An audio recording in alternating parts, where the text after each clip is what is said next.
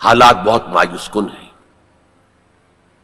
لیکن حضور کے لیے ہوئی خبریں ہیں، وَهُوَ الصَّادِقُ الْمَصْدُوقُ، منطقی طور پر بھی میں ان کا قائل ہوں اور حضور کی احادیث کی روح سے بھی قائل ہوں۔ اس سے پہلے جو مستقبل قریب ہے، اس میں ابھی مسلمانوں پر بہت سخت دن آئیں گے، عذاب کا کوڑا اور شدید سے شدید تر ہوگا۔ اس کو یوں سمجھیے کہ وہ جو حدیث جس سے میں نے بات شروع کی تھی، حزب النعل بالنعل، تو باقی سارے عذاب تو کاربن کاپی ثابت ہو گئے، ادھر ایشورینز، ادھر کروسیڈرز، ادھر نیبوکڈنیزر، ادھر تاتاریز، ادھر گریکس اینڈ رومنز، ادھر بقیہ ویسٹرن اینڈ سینٹرل یورپ۔ یہ تو صاف صاف نظر آ گیا جو پچھلی صدی میں ہوا یہودیوں کے ساتھ، 6 million of them decimated، ختم کیے گئے ہٹلر کے ہاتھوں۔ اس کی کاربن کاپی بھی تو آنے والی ہے، اور یہ آئے گی اربوں پر۔ آج اللہ کے دین کے سب سے بڑے مجرم عرب، کیوں؟ عام قاعدہ ہے جن کے رتبے ہیں سوا، ان کی سوا مشکل ہے۔ حضور کی ازواج سے کہا گیا کہ نہیں، اگر تم کوئی غلط حرکت کرو گی دوہری سزا ملے گی تمہیں، تمہارا رتبہ بہت اونچا ہے، تم نبی کے گھر میں آباد ہو۔ عربوں کو اللہ نے فضیلت دی کہ محمد ان میں سے تھے، رسول عربی ہیں صلی اللہ علیہ وسلم۔ یہ رتبہ بلند ملا جس کو مل گیا، ہر مدعی کے واسطے دار و رسن کہا۔ پھر سب سے بڑی فضیلت کیا ہے؟ ان کی اپنی مادری زبان میں قرآن موجود ہے، اللہ کا کلام۔ ان کو قرآن کے سمجھنے میں کوئی دقت تو نہیں ہے۔ یہاں میں تو آپ سے کہتا رہا ہوں عربی سیکھیں، عربی سیکھیں، عربی سیکھیں، تاکہ قرآن کو اس کی اپنی اصل زبان میں اپنی آنکھوں سے پڑھ سکیں۔ وہاں تو ان کو تو ضرورت نہیں۔ پھر بھی ان کا اگر یہ حال رہا کہ جو ملک بھی کولونیل رول سے آزاد ہوا، اس نے یا تو اپنا قبلہ کر لیا ماسکو کی طرف اور یا واشنگٹن کی طرف، تو ان سے بڑا مجرم اور کوئی نہیں۔ ایک حدیث میں آیا ہے ویل للعرب من شر اقترب، بہت ہلاکت اور بربادی ہوگی۔ ایک مرتبہ ام سلمہ رضی اللہ تعالی عنہا نے، ام المومنین، پوچھا کہ یہ جو آپ فرما رہے ہیں کہ اتنی بڑی تباہی آئے گی، اتنے بڑے مسلمانوں کے اوپر برے حالات آئیں گے، تو عرب اس روز کہاں ہوں گے؟ فرمایا العرب یومئذ قلیل، بہت کم رہ جائیں گے۔ بہت بڑی تباہی آنے والی، اور اس کا نقطہ آغاز کیا ہوگا؟ ویسے تو ہے جو کچھ ہو رہا ہے فلسطین میں، اسے وہ 30 کروڑ عرب بھی دیکھ رہے ہیں، اور باقی 100 کروڑ مسلمان باقی بھی دیکھ رہے ہیں، تو کوئی کسی طرف سے احتجاج تک نہیں ہے۔ امریکہ شیرون کو مین آف دی پیس کا خطاب دے رہا ہے، صابرہ اور شتیلہ کا قاتل، درندہ، اور جو کچھ کر رہا ہے فلسطینیوں پر، وہ آج ہم اپنی آنکھوں سے دیکھ رہے ہیں ٹیلی ویژن کے اوپر، کس طرح بلڈوزرز آتے ہیں ان کے گھروں پر گھر گراتے چلے جاتے ہیں، کس طریقے سے F-16 اوپر دندن آ رہے ہیں، ہیلی کاپٹرز دندن آ رہے ہیں، اور ان کے پاس کیا ہے سوائے اپنی جان پیش کرنے کے؟ سوسائیڈ جو ہے، اٹیک، اس کے سوا کیا ہے؟ یا پہلے وہ صرف پتھر مارتے تھے، اینٹیں، روڑے، اللہ اللہ خیر سلام۔ تو یہ ضربت علیہم الذلۃ والمسکنۃ وباؤوا بغضب من اللہ، یہ تو پہلے ہی ہو چکا ہے۔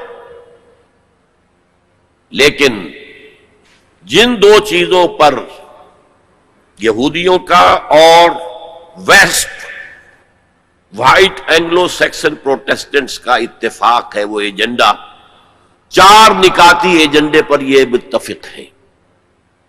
نمبر 1، جلد از جلد وہ جنگ ہونی چاہیے جس کی خبر بائبل میں دی گئی ہے، ارمگیڈون،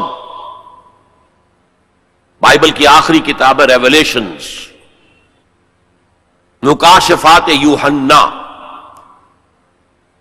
یہ یوحنا، جون جو ہے، یہ حضرت یحییٰ نہیں، حضرت مسیح کے حواریوں میں سے ایک جون ہے، ان کے مکاشفات ہیں، اور اس میں یہ ہے کہ ایک بہت بڑی جنگ ہوگی تاریخ انسانی کی، آرمگیڈون، اور اگر آپ دیکھیں گے ڈکشنری میں تو لکھا ملے گا a very big war which will be fought between the forces of good and evil before the end of this world. آرمیگڈون جلد از جلد ہونی چاہیے. نمبر 1، عراق پر حملہ اس کا نقطۂ آغاز ہے. آگے یہ سلسلہ کدھر بڑھتا ہے یہ ابھی دیکھنے کی بات ہے. نمبر 2، گریٹر اسرائیل قائم ہونا چاہیے تاکہ پوری دنیا کی یہودی آ کر سما جائے. ابھی تو اس چھوٹے سے اسرائیل میں تو ساری دنیا کی یہودی تو نہیں آ سکتی. اور یہ کہ فلسطینیوں سے اس ارض فلسطین کو پاک کیا جائے تاکہ نہ رہے بانس نہ بجے بانسری. یہ خودکش حملے بھی ختم ہو جائے. یا انہیں سمندر میں پھینکو یا انہیں جارڈن کی طرف دھکیل دو، چلے جاؤ ادھر. نمبر 3، مسجد اقصی اور ڈوم آف دی راک قبۃ الصخرہ کو گرایا جائے. نمبر 4، ٹیمپل تعمیر کیا جائے، 3rd ٹیمپل، جس کی پوری تیاری کر چکے ہیں، جس کے پورے نقشے بن چکے ہیں، جس کے لیے اس کی جو بھی انٹرنل ڈیکوریشن ہوگی اس کے لیے سب کچھ تیار ہو چکا ہے. اور یہ انتفاضہ جو ریسنٹ شروع ہوا ہے یہ شیرون کے دورے کی وجہ سے کہ وہ مسجد اقصی میں داخل ہوا اور وہ دیکھ رہا تھا جگہیں کہاں سے ہمیں فاؤنڈیشن بنانی ہے اور کیا کرنا ہے. 4 باتیں گنوائی میں نے. 5ویں بات ایک اور بھی ہے کہ جب 3rd ٹیمپل تعمیر ہو جائے تو تھرون آف ڈیوڈ لا کر وہاں پر رکھ دیا جائے. یہ مجھے پتا نہیں تھا یہ تھرون آف ڈیوڈ ابھی حضرت داؤد کا تخت جو ہے کہیں محفوظ ہے. یہ پروٹیسٹنٹس کا ایک رسالہ نکلتا ہے دی ٹرمپٹ فلاڈلفیا سے، امریکہ کے شہر فلاڈلفیا سے، دی فلاڈلفیا ٹرمپٹ. اس میں پتا چلا یہ ایک پتھر تھا جس پر بٹھا کر حضرت داؤد کی تاج پوشی کی گئی تھی. اسی پر حضرت سلیمان کی تاج پوشی ہوئی، اسی پر بعد میں ان کے اور جو بھی تھے حکمران ان کی تاج پوشی ہوتی رہی. وہ پتھر ٹائٹس نے جب گرایا ہے یروشلم کے اس 2nd ٹیمپل کو تو وہ اپنے ساتھ لے گیا. وہ روم پہنچ گیا، روم سے آئرلینڈ پہنچ گیا، کیتھولک ملک ہے بہت بڑا. وہاں سے اسکاٹ لینڈ آیا، وہاں سے انگلینڈ میں آ گیا اور اسے رکھ دیا گیا جو ان کی پارلیمنٹ کے ساتھ جو گرجا ہے.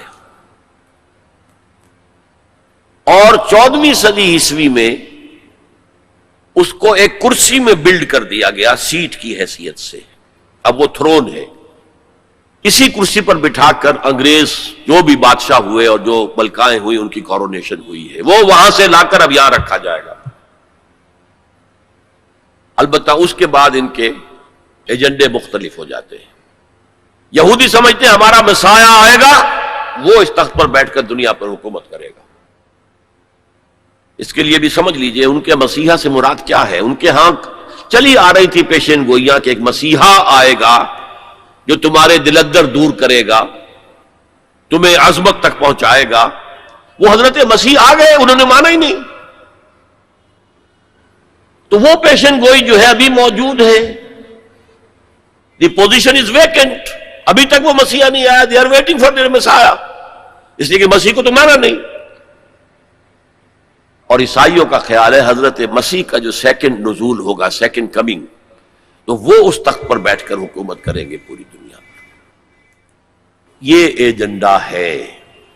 لیکن بہرحال اس میں جو مسجد اقصی کی شہادت کے بعد اور قبۃ الصخرہ کے گرانے کے بعد جو خون کھولے گا عرب نوجوانوں کا، اس کا آپ اندازہ نہیں کر سکتے.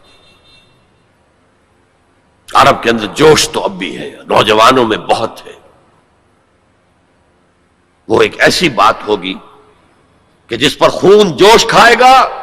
اور اس سے پہلے تو یہ حکمران کہ جو ویسٹ کے گماشتے ہیں یہ انہیں قتل کریں گے، بھونیں گے. اور پھر یہ کہ کرسچنز اور جیوز، اور انہیں جیوز میں سے اینٹی کرائسٹ بھی کھڑا ہو جائے گا، دجال. یہ مقابلے ہونے ہیں لیکن میں اب تفصیل میں نہیں جانا چاہتا. لیکن ان کے ذریعے سے عالم عرب پر تو بہت بڑا، بہت سخت عذاب آئے گا. وَلَقَدْ يَسَّرْنَا الْقُرْآنَ